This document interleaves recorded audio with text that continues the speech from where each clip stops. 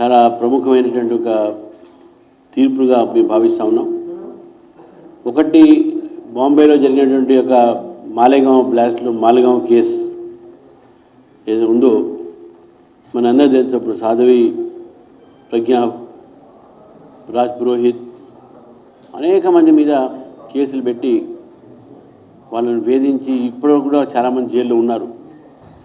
అప్పుడు ఉన్నటువంటిగా యూపీఏ ప్రభుత్వం, చిదంబరం గారు, సోనియా గాంధీ గారు, దిగ్విజయ్ సింగ్ గారు, వీళ్ళందరూ కూడా హిందూ సమాజాన్ని సాఫ్రాన్ టెర్రర్ కింద వాళ్ళు చిత్రించే ప్రయత్నం చేశారు.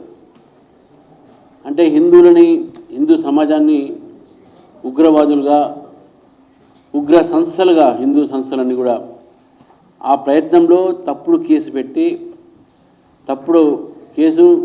అమాయకుల మీద కేసు పెట్టి అనేక కేసులు ఆ రోజు దేశంలో యూపీఏ ప్రభుత్వం చేసినటువంటి మనం చూసాం.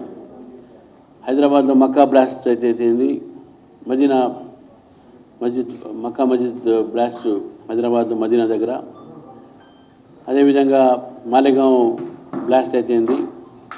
ఇవన్నీ కూడా ఎవరు చేసిందో యూపీఏ ప్రభుత్వానికి తెలుసు, కానీ అవన్నీ దాచిపెట్టి హిందూ సంస్థల్ని, హిందూ వ్యక్తుల మీద పెట్టినటువంటి ఈ కేసుని ఈరోజు బాంబే కోర్టు కొట్టేయటం, దాని మీద భారతీయ జనతా పార్టీ దాన్ని హర్షం వ్యక్తం చేస్తుంది.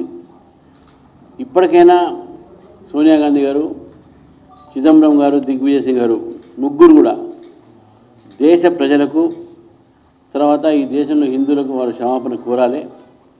ఇటువంటి ప్రయత్నాలు చేసి హిందూ సమాజాన్ని, దేశం ఒక భద్రతని, దేశం ఒక సంబంధించినటువంటి ఏదైతే మన మధ్యన ఉన్నటువంటి మత సామరస్యాన్ని కూడా చెడగొట్టే ప్రయత్నం చేసింది ఆ రోజు కాంగ్రెస్ పార్టీ.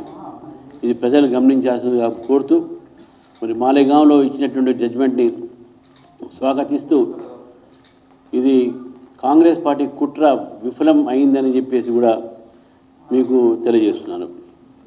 రెండోది, సుప్రీంకోర్టు ఈరోజు మన దగ్గర కొంతమంది బీఆర్ఎస్ పార్టీ ఎమ్మెల్యేలు కాంగ్రెస్ పార్టీలో చేరి, ఇంకా కాంగ్రెస్ పార్టీ ఇప్పుడు సభ్యులుగానే కొనసాగిస్తూ మళ్ళీ వేరే ఎలక్షన్లో పోటీ చేసి ఈ ప్రయత్నం చేసిన భాగంగా ఇక్కడ హైకోర్టు నుంచి సుప్రీంకోర్టు దాకా పోయినటువంటి ఈ యొక్క డిఫెక్షన్ కేసులో, పార్టీ ఫిరాయింపు కేసులో స్పీకర్కు 3 నెలల సుప్రీంకోర్టు ఇవ్వటం అనేది కూడా అది మంచి పరిణామం. ఈ యొక్క జడ్జిమెంట్ని కూడా మనం స్వాగతిస్తూ ఉన్నాం. దీంట్లో స్పీకరు తప్పకుండా 3 నెలల లోపల నిర్ణయం తీసుకోవాలి. ఎందుకంటే ఆ రోజు రాజీవ్ గాంధీ గారు ఈ యాంటీ డిఫెక్షన్ లాలో మార్పులు తీసుకొచ్చి 10th షెడ్యూల్లో కొన్ని మార్పులు తీసుకొచ్చిన విషయాన్ని అందరూ కూడా ఆ రోజు హర్షించారు. కానీ ఈ ఫిరాయింపుదల చట్టం అనేది ఈరోజు దాన్ని దుర్వినియోగం చేసుకొని చాలామంది పార్టీలు ఈ రకమైనటువంటి ఒక పనులు చేస్తున్నారు. తెలంగాణలో ముఖ్యంగా అటు బీఆర్ఎస్ ఆ పాపం చేసింది, ఇటు కాంగ్రెస్ ఆ పాపం చేస్తూ ఉంది. కాబట్టి ఈ యొక్క ఏ చట్టం ఉందో, ఈ యొక్క జడ్జిమెంట్ ఏది ఉందో దాన్ని భారతీయ జనతా పార్టీ దాన్ని స్వాగతిస్తూ ఉంది.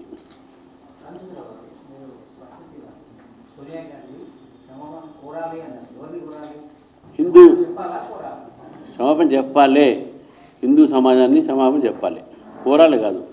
హిందూ సమాజానికి, హిందువులకు, దేశానికి, దేశ ప్రజలకు వారు క్షమాపణ చెప్పాలి.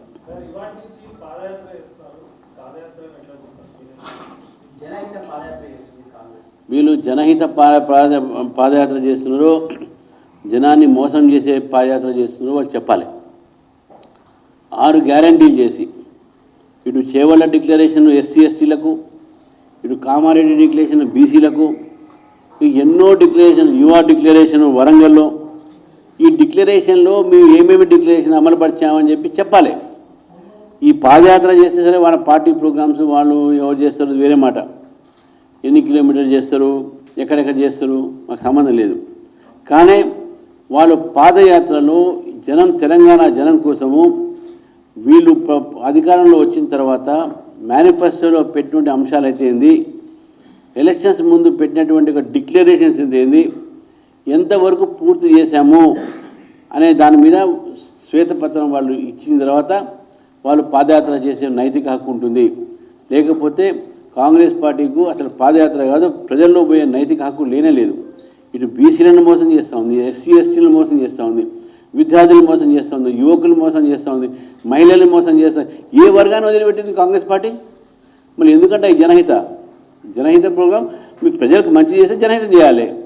మీరు జనహితం లేదు, జనకు అంతా మిథ్యం, అంతా మీరంతా అన్ని అబద్ధాలని అధికారంలో వచ్చిన తర్వాత ఈ పాదయాత్ర చేస్తే తెలంగాణ ప్రజలు నమ్మడం లేదు. మీరు వెంటనే ఈ జనహిత చేస్తారా, మీరు వైట్ పేపరు ఇవి చేసామని చెప్పేసి చేయండి, అప్పుడు పాదయాత్ర చేయండి. అప్పుడు మీ నైతిక విలువ వస్తుంది, నైతిక ఒక హక్కు ఉంటుంది ఈ యొక్క పాదయాత్రలు చేయడానికి.